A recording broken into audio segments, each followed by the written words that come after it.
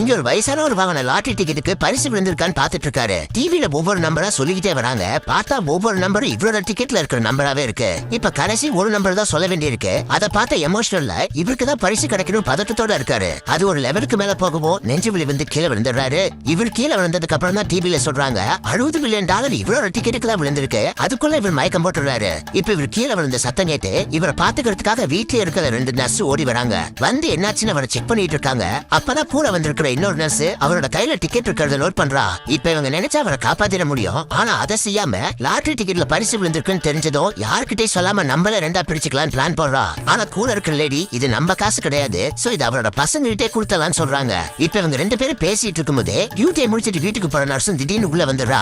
அவ இவ கையில இருக்கிற டிக்கெட் பார்த்தது என்ன நடந்திருக்குன்னு புரிஞ்சுக்கிறா. சோ 2 பங்கா இருந்தது இப்ப 3 பங்கா மாறி 3 பேரும் சரிசமமா பிரிச்சுக்கலாம்னு ஒரு முடிவுக்கு வராங்க. இத பேசிட்டு இருக்கும்போது டாக்டர் இன்னொரு அசிஸ்டன்ட் உள்ள வந்துடுறாங்க. அவர்கிட்ட இவருக்கு என்னாச்சுன்னு இந்த லேடி சொல்லிட்டு இருக்காங்க. அதுல டிக்கெட் வின் பண்ணதை சேர்த்து உளறி வச்சிடறாங்க. சோ 3 பங்கா பிரிக்கலான்னு இருந்தது இப்ப 5 பங்கா பிரிக்கிற மாதிரி ஆயிடுது.